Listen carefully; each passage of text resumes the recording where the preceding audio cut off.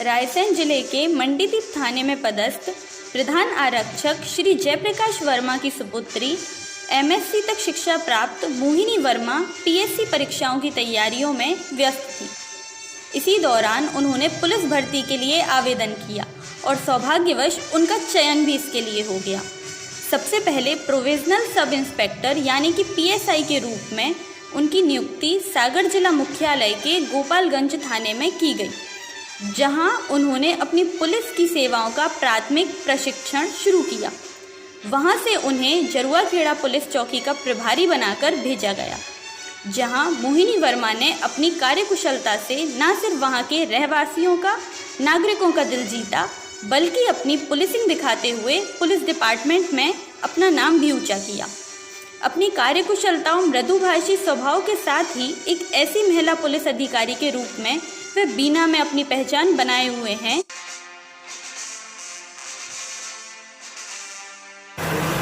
अपने पूरे देश में कोरोना वायरस फैल रहा है, इसकी सुरक्षा के लिए आपको घरों में रहने की हिदायत दी जा रही है। घर से बाहर ना निकले, आप ही की सुरक्षा के लिए कहा जा रहा है। गुंडों बदमाशों में उनके नाम से रूह कांप जाती है। ऐसी ही मात्र युवा सब इंस्पेक्टर मोहिनी वर्मा से आज हम करेंगे खास चर्चा।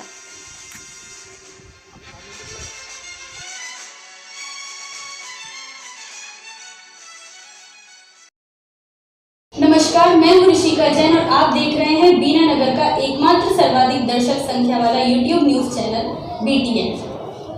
कोरोना का कहर विश्व में और हमारे देश में फैला हुआ है।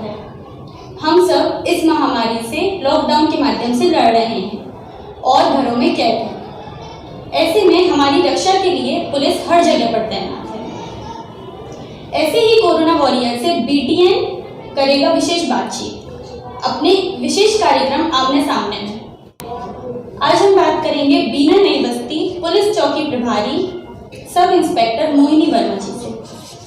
मोहिनी जी, आपका BTN के स्टूडियो में स्वागत है।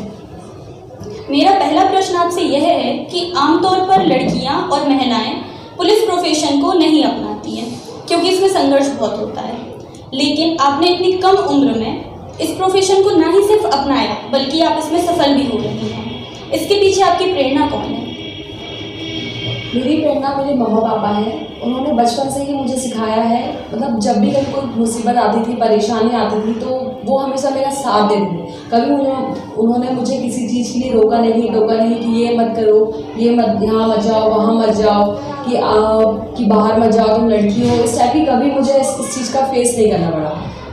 मुझे बचपन से स्पोर्ट्स पसंद था। मैं हमेशा जाती थी बाहर खेलने। स्टेट लेवल में मैंने फुटबॉल खेला हुआ है। मेरे पापा ने ही मुझे इस प्रोफेशन के लिए बोला है, तैयार किया है। वो चाहते थे कि मैं PSC क्रैक करूं, तो मैं PSC की प्रिपरेशन कर रही थी। उसी बीच ये एग्ज़ाम आया, मैंने फॉर्म फिल किया और पहले ही बार में मेरा सिलेक्शन हो गया। तो मेरे पापा ने मुझे बोला कि आप इसको ज्वाइन करो। तो मेरे पापा ही और मेरे मम्मा दोनों मिलकर, ये उनकी वजह से मैं ये प्रोफेशन में आई हूँ और उनकी प्रेरणाओं की वजह से ही मैं अभी तक जो कुछ किया है उन्हीं की मदद से किया है। इन दिनों कोरोना का कहर चल रहा है, सड़कें सूनी हैं, लोग घरों में कैद हैं, लेकिन आप जैसे पुलिसकर्मी और पुलिस अधिकारी लोग आम जनता के लिए सुरक्षा के लिए लगे हुए हैं। तो ऐसे में क्या आपको डर नहीं लगता कि आपको अपनी जान की परवाह नहीं है? डर तो सभी को लगता है और महामारी है और ये किसी को भी नहीं देखती कि पुलिस है, डॉक्टर है, क्या है, मगर ये हमारा कर्तव्य है, हमारी ड्यूटी है लोगों की सेवा करना। जब हम लोग इस प्रोफेशन में आए थे तो हमसे कसम ही खिलाई गई थी, जन सेवा देशभक्ति। तो वही मैं ड्यूटी कर रही हूँ और मेरे वरिष्ठ अधिकारी हैं जो मुझे हमेशा मार्गदर्शन देते रहते हैं। उन्हीं के मार्गदर्शन में हम काम कर रहे हैं, लोगों की सेवा कर रहे हैं। लॉकडाउन में लगभग 50 दिन हो चुके हैं, तो आपने 50 दिन में कैसे क्या ड्यूटी की? आपको इसमें किन कठिनाइयों और परेशानियों का सामना करना पड़ा, इस बारे में बताएं। और जनता और अधिकारियों का आपको किस प्रकार का सहयोग मिला? जब सरकार का ये फैसला आया था लॉकडाउन के लिए, तो सबसे पहले हमारा चैलेंज था कि लोगों को हम अवेयर कैसे करें। तो इसके लिए हमने अनाउंस करना स्टार्ट किया, क्योंकि लोगों को पता ही नहीं था लॉकडाउन क्या है, क्या कोरोना है, क्या करना है, क्या नहीं करना है। तो सबसे पहले हमने व्हीकल से अनाउंसमेंट करना स्टार्ट किया, लोगों को बताया कि कोरोना से कैसे बचना है, घर में रहें, वो लोग बिना वजह बाहर ना निकले, जो भी प्रिकॉशंस थे वो बताए, उनकी जानकारी उनको दी। और उसके बाद फिर थोड़े टाइम के बाद ऐसा हुआ कि जो लोग थे जो दूसरी जगह फंसे हुए थे उन लोगों का आना जाना शुरू हुआ। तो बहुत दूर दूर से लोग पैदल चल के आते थे, तो उनके लिए खाने की व्यवस्था, तो इस खाने की व्यवस्था हम लोग को बहुत मुश्किल हो रहा था कैसे करें। तो जो हमारे क्षेत्र के गणमान्य नागरिक थे उन्होंने हमारा बहुत सपोर्ट किया, उन्होंने खाने की व्यवस्था करवाई, पुलिस की हेल्प करी, जिस कारण हम गरीबों को खाना दे पाए, उनको सुरक्षित उनके घर तक पहुंचाया। आपको क्या लगता है, आपने सागर जिला मुख्यालय पर ड्यूटी की, उसके बाद जरुआखेड़ा जैसे कस्बाई क्षेत्र में, फिर बीना में, तो आपको इन तीनों जगह जैसे जिला मुख्यालय में, ग्रामीण क्षेत्र में और एक शहरी क्षेत्र में क्या अंतर लगा? जब मेरा ट्रांसफ़र यहाँ सागर में हुआ था तो मेरा प्रोविजन पीरियड चल रहा था, तो वो टाइम हम लोग का सीखने का होता है। तो समय समय पर जो हमारे वरिष्ठ अधिकारियों का मार्गदर्शन हमें मिलता रहता था कि कैसे कार्य करना है, क्या ड्यूटीज़ हैं, क्या लॉ एंड ऑर्डर को कैसे फेस करना है। तो ये सब मैंने वहाँ सीखा कि VIP ड्यूटी करनी है, लॉ एंड ऑर्डर कैसे फेस करना है, ये सब मैंने वहाँ सीखा। फिर चौकी प्रभारी बन के जरुआखेड़ा आई थी, तब मैं एक प्रभारी के रूप में वहाँ पदस्थ थी। तो मुझे तब वहाँ पे ये सीखा मैंने कि एक प्रभारी अधिकारी के ऊपर क्या दायित्व होते हैं, क्या कर्तव्य होते हैं, थोड़े ड्यूटीज़ और रिस्पॉन्सिबिलिटी बढ़ जाती है। फिर उसके बाद मैं यहाँ बीना में पदस्थ हूँ। तो अभी जो वरिष्ठ अधिकारी हैं, मैं अपने जो कानून मैंने सीखा है ट्रेनिंग के दौरान उन सब का पालन करते हुए और वरिष्ठ अधिकारियों का मार्गदर्शन लेते हुए अपना ड्यूटीज़ करती हूँ। आपके इस पुलिस कार्यकाल में कोई ऐसी घटना जो आप हमसे शेयर करना चाहें, या कोई ऐसा विशेष केस जो आपने सॉल्व किया हो जो आपको अभी तक याद हो, या उसकी कोई अलग विशेष परिस्थिति बनी हो? मुझे याद है कि प्रोविजन पीरियड चल रहा था मेरा, गोपालगंज थाने में पदस्थ थी। तब एक केस हुआ था, एक कॉलोनी में एक महिला के घर में, वो अकेली थी घर पे, तो कुछ लोगों ने आके उसको गोली मार दी थी उसके सर में। तो वो महिला, तो किसी को पता नहीं चल रहा था कि किसने ऐसा सब कुछ किया है, एकदम ब्लाइंड था। तो फिर SP सर और थाना प्रभारी महोदय और जो ASP सर थे, इनके द्वारा टीम गठित की गई थी, तो उसमें मैं भी थी। तो वो केस हमने 48 घंटे के अंदर सॉल्व किया था।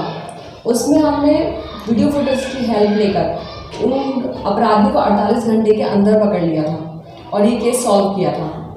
तो ये सब वरिष्ठ अधिकारियों के मार्गदर्शन में मैंने किया था।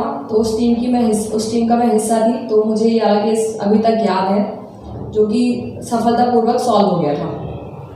बीना में भी आपका कार्यकाल कहीं ना कहीं सोशल मीडिया पर भी छाया रहा है, राजनीतिक विरोधाभासों का भी आपको सामना करना पड़ा है। इन सभी परिस्थितियों में पुलिस अधिकारियों ने आपका किस प्रकार का सहयोग किया और आपने इन सब चीज़ों से कैसे डील की? हमें सबसे पहले सिखाया जाता है कि हमें कानून के दायरे में रह के कार्य करें, और हम कानून के दायरे में रहकर ही कार्य करते हैं। ड्यूटी के दौरान कभी छोटी मोटी परिस्थितियां ऐसी बन जाती हैं जो इस प्रकार की समस्याएं सामने आती हैं, और बीना में मैंने देखा है कि ऐसा कुछ नहीं है, कोई दबाव नहीं है हमारे ऊपर। और यहाँ के सभी लोग, सभी राजनीतिक लोग, सभी मीडिया, सभी पुलिस का सपोर्ट करती है। और अभी इस कोरोना महामारी में तो मीडिया का इतना सपोर्ट मिला है हमें, कभी मुझे ऐसा कभी दबाव फील नहीं हुआ है। सभी लोग यहाँ पे पुलिस को रिस्पेक्ट करते हैं, पुलिस का सहयोग करते हैं।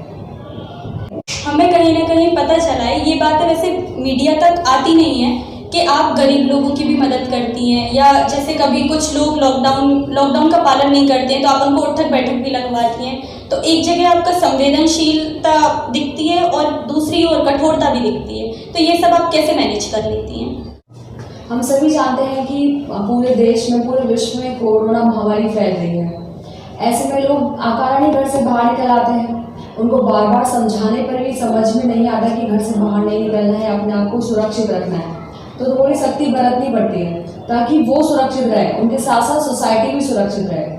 और फिर हम लोग भी इंसान ही हैं, हम गरीब जो लोग हमारे सामने जा रहे हैं, उनके पास खाने के लिए नहीं है, वो भूखे प्यासे कई मीलों दूर से पैदल चल के आ रहे हैं, तो उनको हम अपनी तरफ से भी मदद कर देते कि ठीक है, समाज के जो गणमान्य नागरिक हैं वो मदद कर रहे हैं, मगर जब तक वो आएंगे तब तक हम ही अपनी तरफ से ही कुछ उनकी मदद कर देते हैं। हमारा पुलिस स्टाफ अपनी ही तरफ से उनकी हेल्प कर देता है, तो खाने के लिए खाना, कुछ पैसे, अगर कुछ हो सके तो कपड़े या फिर जाने के लिए कोई साधन अपने सबसे करके उनको उनके घर तक पहुंचा देते हैं। क्या हुआ था, एक महिला थी, उसको लोग, उसके जो परिवार था उसको अपने रोड पर छोड़ के चला गया था।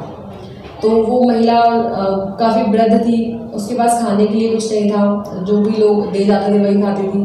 तो फिर हम लोगों ने, जैसे मैंने और मेरे स्टाफ ने पता किया कि वो कहाँ के रहने वाली है, तो फिर वहाँ से उसके घर वालों को बुलाया था, फिर उनको समझाया और उस वृद्ध महिला को हमने उसके परिवार को सपोर्ट किया था और फिर वो महिला अपने परिवार के साथ रहती है। आज BTN के इस खास कार्यक्रम के माध्यम से आप क्षेत्रवासियों को, युवा वर्ग को और महिला वर्ग को क्या संदेश देना चाहेंगी?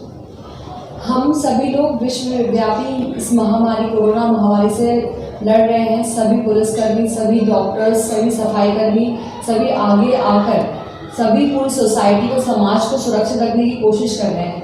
ऐसे में मैं आप लोगों से सिर्फ इतना ही निवेदन करना चाहती हूँ कि आप लोग पुलिसकर्मी, डॉक्टर्स और सफाई कर्मियों की मदद करें, घर में रहें, सुरक्षित रहें, अकारण घर से बाहर ना निकलें, अपने आप को सुरक्षित रखें, अपने समाज को सुरक्षित रखें। और मैं युवा और महिला वर्ग को ये संदेश देना चाहती हूँ कि कोई भी काम छोटा बड़ा नहीं होता है, सब लोग आएँ और ईमानदारी के साथ अपना काम करें। जो युवा वर्ग है वो लोग अपने बुराइयों को दूर करके समाज को अच्छे रास्ते पे जाएं और समाज को सुरक्षित रखें। और आज मदर्स डे भी है, तो मैं सभी से ये कहना चाहती हूँ कि अपनी भारत माता के लिए ये मदर्स डे को सेलिब्रेट करें, उसको बचाने की कोशिश करें, और यही मदर्स डे पे सबसे बड़ा गिफ्ट होगा अपनी भारत माता के लिए। मोहिनी जी, आप BTN के स्टूडियो में आए और आपने अपना इतना कीमती वक्त हमारे लिए निकाला, इसके लिए आपका बहुत बहुत धन्यवाद। जिशिका जी, आपको भी बहुत बहुत धन्यवाद कि आपने मुझे ये प्लेटफॉर्म दिया जिससे कि मैं आम जनता के लिए एक संदेश पहुंचा पाई हूँ, उसके लिए आपको बहुत बहुत धन्यवाद। यह थी बीना नई बस्ती पुलिस चौकी प्रभारी सब इंस्पेक्टर मोहिनी वर्मा, जिनसे आज हमने खास चर्चा की हमारे खास प्रोग्राम आमने सामने। अगर आपको हमारा यह प्रयास अच्छा लगा हो तो इस वीडियो को लाइक, शेयर जरूर करें और हमारे चैनल को